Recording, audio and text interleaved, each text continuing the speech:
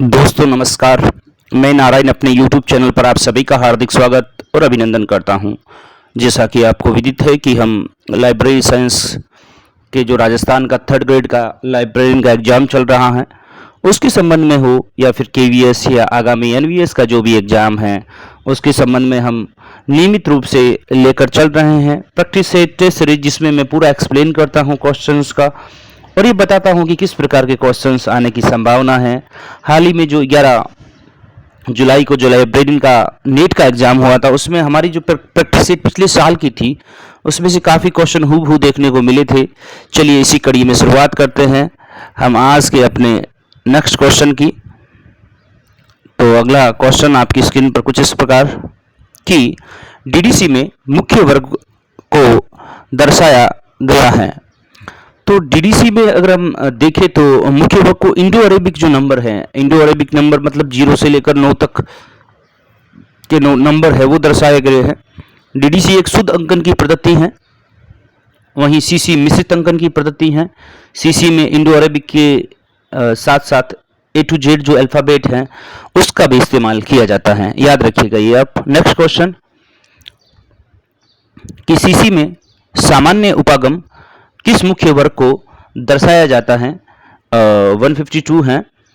तो इसमें Roman small से जो सामान्य जो उसके जनरल जो भी सब्जेक्ट्स हैं या जनरल जो भी वर्ग है, मुख्य वर्ग है जो जनरल जिसे हम पर्सनैलिटी बोल सकते हैं, उनको हमेशा रोमन जो स्मॉल नंबर हैं उनसे दर्शाया जाएगा। आप मुझे कमेंट बॉक्स में बताइएगा। पिछले वीडियो में मैंने बताया था आपको कि रोमन स्मॉल नंबर क्या होते हैं, उसके बारे में आप मुझे बताइएगा, नहीं तो उस वीडियो को दोबारा देखिएगा क्योंकि मेरे सारे वीडियो एक दूसरे से जुड़े हुए हैं। नेक्स्ट क्वेश्चन कि CC में परंपरागत मुख्य वर्ग को किससे दर्शाया जाता है। तो CC में जो परंपरागत मुख्य वर्ग है उसमें रोमन कैपिटल अंकनों का प्रयोग किया जाता है, जो भी रोमन कैपिटल है उनका प्रयोग किया जाता है। नेक्स्ट क्वेश्चन है कि कोलन क्लासिफिकेशन बड़ा इंपॉर्टेंट है, में डिजीज को किस फंडामेंटल कैटेगरी में रखा गया है। डिजीज क्योंकि आपको पता है कि सब्जेक्ट का क्लासिफिकेशन कोलन में PMEST के अनुसार जो चौथा संस्करण आया था CC का उनमें किया गया था, पर्सनैलिटी, मैटर, एनर्जी, स्पेस और टाइम का। और डिजीज को किस फंडामेंटल जो 5 की श्रेणी बनाई है उसमें से किस में रखा गया है, जो बीमारी है उसको। तो आप याद रखिएगा कि इसको एनर्जी में रखा गया है, डिजीज को एनर्जी को रखा गया। और एनर्जी का सिंबल क्या होता है कोलन क्लासिफिकेशन में, ये कमेंट में आप करिएगा। नेक्स्ट क्वेश्चन है कि CC में कौन सा चिन्ह स्पेंसटर को जोड़ने के लिए प्रयोग किया जाता है। यानी स्पेंसटर हैं जो दो आपस में प्रयोजक चिन्ह है, उनको जोड़ने के लिए कौन से योजक चिन्ह का प्रयोग किया जाएगा। तो ये देखिएगा कि डेस का प्रयोग भी किया जा सकता है और इक्वल यानी बराबर का इस्तेमाल भी स्पेंसटर को जोड़ने के लिए किया जाता रहा है। तो A और B दोनों ही उसके करेक्ट आंसर रहेंगे 155 के। नेक्स्ट क्वेश्चन है कि UDC में common auxiliary of point of view का किस रूप में प्रतिनिधित्व करता है।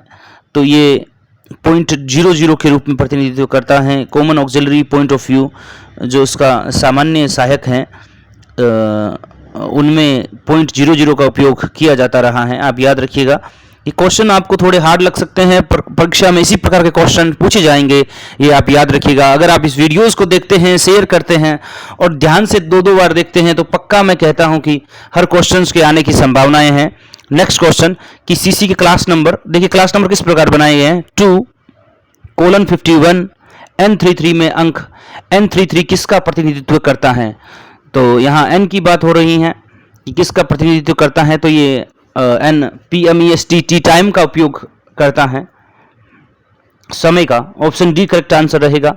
नेक्स्ट क्वेश्चन है कि CC के क्लास नंबर 2:51 N3 में अंक 51 किसका प्रतिनिधित्व करता है। तो 51 है जो ऊर्जा का करता है।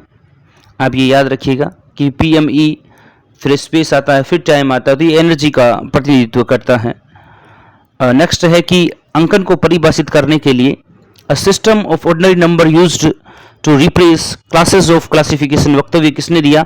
इस बार के नेट एग्जाम में आया था, यदि किसी व्यक्ति ने दिया है तो उसे पता है कि ये system of ordinary number used to replace classes of classification, ये वक्तव्य हैं वो एस.आर. रंगनाथन महोदय का है, आप याद रखिएगा। नेक्स्ट क्वेश्चन है कि यूडीसी का कौन सा संस्करण पहली बार अंग्रेजी संस्करण के रूप में प्रकाशित हुआ था? तो चौथा संस्करण है जो पहली बार प्रकाशित हुआ था। यूडीसी के अब तक 7 संस्करण आ चुके हैं, 4 पूर्ण संस्कृत और 3 संक्षिप्त, या 3 संक्षिप्त या 4 पूर्ण। ये आप मुझे कमेंट बॉक्स में बताइएगा। मैंने थोड़ा सा ट्विस्ट डाल के क्वेश्चन को डिफिकल्ट बनाने की कोशिश की है, पर आप कमेंट बॉक्स में इसको ज़रूर क्लियर कीजिएगा। नेक्स्ट क्वेश्चन की यूडीसी में 2 विषयों के मध्य अंतर संबंध को किसके द्वारा दर्शाया जाता है? यूडीसी की यहाँ बात हो रही है, तो 2 भी जो अंतर संबंध होते हैं वो कोलन के द्वारा यूडीसी में दर्शाए जाते हैं। नेक्स्ट क्वेश्चन, सीसी के क्लास नंबर V44 में अंक 44 किसका प्रतिनिधित्व करता है? तो ये समय का करता है 44, याद रखिएगा आप। नेक्स्ट क्वेश्चन की तरफ बढ़ते हैं। आज के हमारे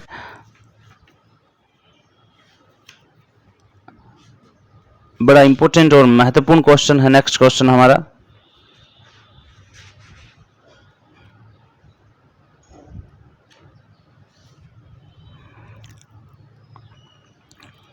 कि डीडीसी के मानक उपविभाजन T1 जो टेबल फर्स्ट है कोलन क्लासिफिकेशन में किसके समान है? जो डीडीसी की जो टेबल 1 है वो कोलन क्लासिफिकेशन में ऐसी कौन सी थिंग है या कौन सी चीज़ है उसके समान है? तो आप याद रखिएगा कि डीडीसी के कॉमन आइसोलेट के समान उसका मानक विभाजन होता है, यानी स्टैंडर्ड सब डिवीजन। जो डीडीसी का standard subdivision equal to common isolate of CC, ये दोनों समान हैं। नेक्स्ट क्वेश्चन है कि डीडीसी में किन किन टेबल्स का शेड्यूल के साथ बिना किसी इंस्ट्रक्टर के जोड़ा जा सकता है? तो ये देखिएगा, स्टैंडर्ड सब डिवीजन T1 और एरिया T2 को शेड्यूल के साथ बिना इंस्ट्रक्शन यानी बिना निर्देश के जोड़ा जा सकता है।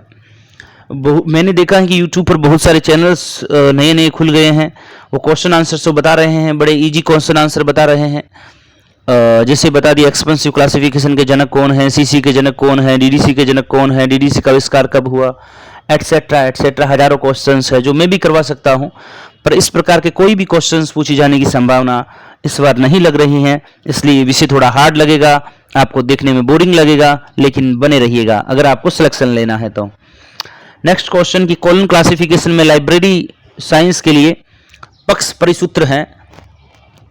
तो ये देखिएगा कि इसमें पक्ष परिसूत्र कौन सा दिया गया है, PME2P।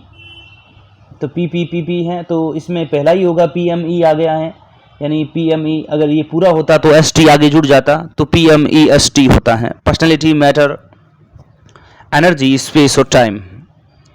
नेक्स्ट है कॉलोनी क्लासिफिकेशन में शिक्षा के लिए कौन सा पक्ष परिसूत्र है? 166 है, तो इसका ही देखिएगा कि PE2P2P2, यानी P के साथ ही पर्सनालिटी 2 दी हुई है। तो कॉलन क्लासिफिकेशन का शिक्षा का जो सूत्र है उसमें ऑप्शन ए यानी T bracket P colon E bracket फिर 2P फिर 2P2, option A is A correct answer होगा। नेक्स्ट क्वेश्चन है कि सब्जेक्ट रेफरेंस कोड SRC पद किस वर्गीकरण पद्धति से संबंधित है? तो 167 है, ये सब्जेक्ट रेफरेंस कोड है, वो ब्रॉड सिस्टम ऑफ ऑर्डरिंग 167 का C broad system of ordering जो 1961 में आई या 1978 में आई, कब आई ब्रॉड सिस्टम ऑफ ऑर्डरिंग पद्धति, ये मुझे कमेंट बॉक्स में बताइएगा। PMST पद किस वर्गीकरण पद्धति से संबंधित है? तो आप सभी को पता है कॉलन क्लासिफिकेशन के चौथे संस्करण में इसको इंट्रोड्यूस किया गया था, तो ये कॉलन क्लासिफिकेशन संबंधित है। नेक्स्ट 169 की वर्ग संख्या यानी क्लास नंबर से विषय प्राप्त करने की यांत्रिक विधि कौन सी है? तो जो श्रृंखला पद्धति है, जो श्रृंखला प्रक्रिया, उससे क्लास नंबर को प्राप्त किया जाता है। आप याद रखिएगा, वर्ग संख्या यानी क्लास नंबर की जो यांत्रिक यानी इंजीनियरिंग जो टेक्निक है वो श्रृंखला पद्धति है, उसको वैज्ञानिक दर्जा प्राप्त है, और श्रृंखला पद्धति कौन सी है? वो PMST की है। नेक्स्ट क्वेश्चन की FID संस्था किस वर्गीकरण पद्धति से संबंधित है? तो एफआईडी हम सभी को पता है कि ये यूडीसी से संबंधित हैं। एफआईडी 1895 में आया था, पोल ओटलेट वो हेनरी लफाउंटेन की मदद से। वहीं यूडीसी 1905 में आया था। एफआईडी और यूडीसी के अतिरिक्त एफआईडी संस्था है वो यूडीसी के अतिरिक्त किस अन्य वर्गीकरण पद्धति से संबंधित है?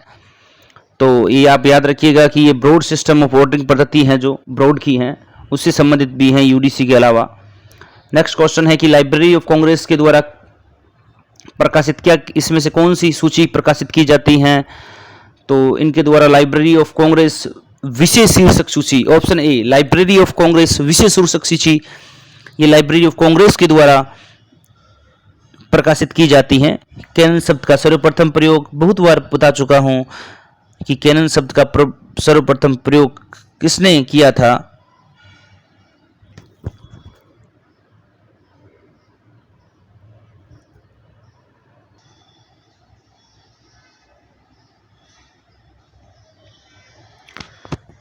कैनन शब्द का सर्वप्रथम प्रयोग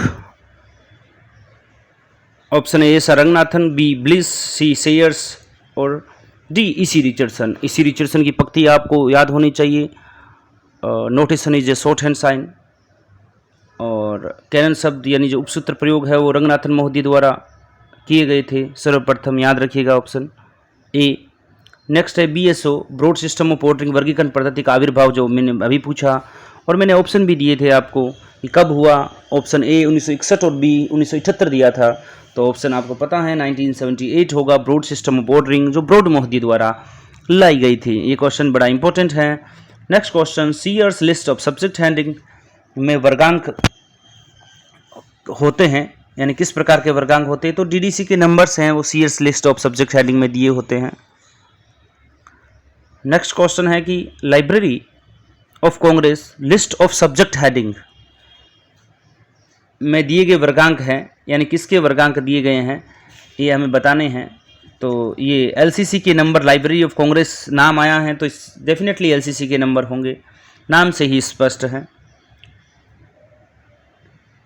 फिर सीसी नंबर और यूडीसी नंबर, सीसी एक को मिश्रित वर्गीकरण पद्धति हैं, डीडीसी शुद्ध वर्गीकरण पद्धति हैं और यूडीसी किस प्रकार की पद्धति हैं, ये मुझे कमेंट बॉक्स में आप ज़रूर बताइएगा। डीडीसी में सामान्य एकल जो कॉमन आइसोलेट है उन्हें किस रूप से जाना जाता है? तो डीडीसी में उनको स्टैंडर्ड सब डिवीजन के नाम से जाना जाता है। नेक्स्ट क्वेश्चन है आख्या यानी टाइटल, स्टैटिस्टिक्स ऑफ डॉक्टर किस प्रकार के दशा संबंध को दर्शाता है?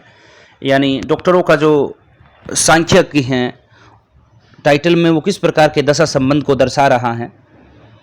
तो आप याद रखिएगा कि ये झुकाव दशा संबंध, डॉक्टर के प्रति झुकाव यानी स्टैटिस्टिक्स को दिखा रहा है, लियन फेज रिलेशन कह सकते हैं इसको। नेक्स्ट क्वेश्चन है कि कार्मिक मूल्य वाला अंक लेकिन शब्दार्थ मूल्य के बिना उस अंक को किस रूप में जाना जाएगा? तो उस अंक को खाली अंक के रूप में जाना जाएगा। बाइनरी अंक कंप्यूटर में होता है, एक कार्मिक मूल्य वाला लेकिन शब्दार्थ के बिना, जिसकी उसका शब्द का अर्थ नहीं है, वो किस अंक के रूप में जाता है? तो वो एम्प्टी न्यूमेरिक्स होता है, ये याद रखिएगा। नेक्स्ट क्वेश्चन है कि थिसोरोफिट्स की विचारधारा, ये अभी बार नेट में आया था कि थिसोरोफेसिट्स की विचारधारा को विकसित किसने किया था? तो ये विचारधारा हमारे जीन एंजिसन महोदय द्वारा दी गई थी, आप याद रखिएगा। निम्न में से अगला क्वेश्चन है कि कौन सी परिगणात्मक यानी जिसमें रेडीमेड नंबर दिए होते हैं वो वर्गीकरण पद्धति हैं? तो उसमें से हैं, देखिएगा,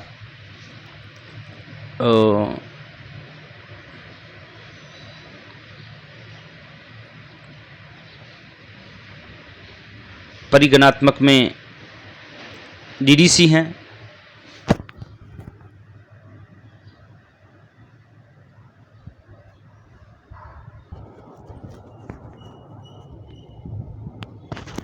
बड़ा इंपॉर्टेंट और महत्वपूर्ण क्वेश्चन पूछा है कि निम्नलिखित में से कौन सा परिगणात्मक वर्गीकरण पद्धति नहीं है? तो आपको पता है कि डीडीसी परिगणात्मक है, तो जिसमें 2 दिया है वो सही हो नहीं सकता है, तो परिगणात्मक वर्गीकरण पद्धति नहीं है, इससे सब स्पष्ट हो जाएगा। आपसे ये क्वेश्चन में एक्सप्लेन कर देता हूँ।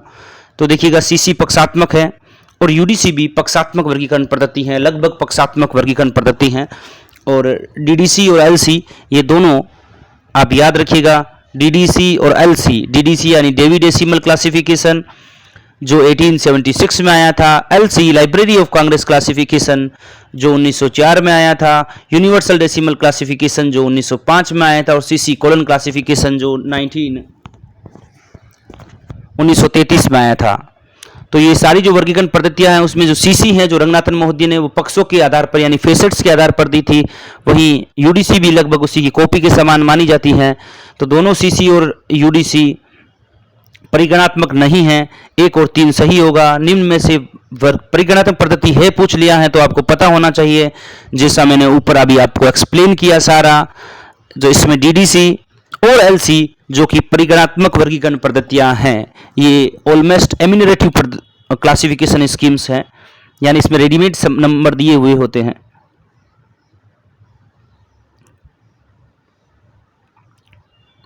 नेक्स्ट क्वेश्चन है कि निम्नलिखित में से कौन सा संगठन यूडीसी के विकास के लिए उत्तरदायी था। बड़ा इंपॉर्टेंट और महत्वपूर्ण क्वेश्चन है कि कौन सा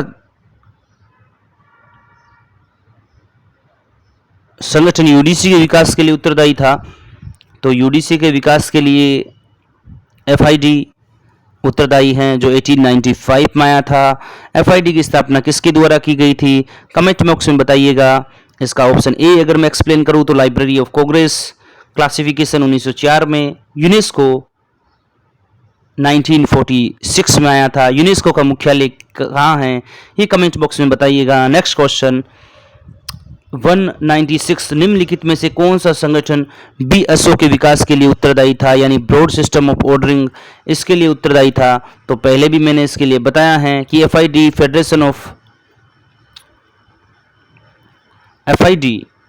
की फुल फॉर्म आप मुझे कमेंट बॉक्स में बताइएगा कि फेडरेशन ऑफ क्या होगी। ये बड़ा इंपॉर्टेंट क्वेश्चन है, बड़ा कंफ्यूजिंग करने वाला है, जरूर कमेंट बॉक्स में बताइएगा। 1895 में जो आया था। नेक्स्ट क्वेश्चन 197 एरे यानी पंक्ति क्या है। तो एरे है जो एक सेट ऑफ सबऑर्डिनेट क्लास हैं।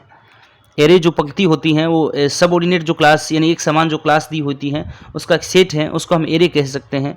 नेक्स्ट क्वेश्चन ज्ञान जगत का दार्शनिक प्रोफेरी किस तरह का विभाजन अपनाया गया है। जो ज्ञान जगत में जो फिलोसफी का प्रोफेरी है वो किसके द्वारा दर्शाया गया है। 198 है। तो इसका ऑप्शन होगा dichotomy. Option A will be the correct answer, dichotomy. Next question ज्ञान जगत का विभाजन सीए कटर ने अपनी वर्गीकरण पद्धति में किस रूप में अपनाया है। तो ये पॉलीकोटोमी में कटर महोदय ने अपनाया है, यानी बहु विभाजन के रूप में। सीए कटर की जो वर्गीकरण पद्धति थी एक्सपेंसिव क्लासिफिकेशन 1891 में जो आई थी।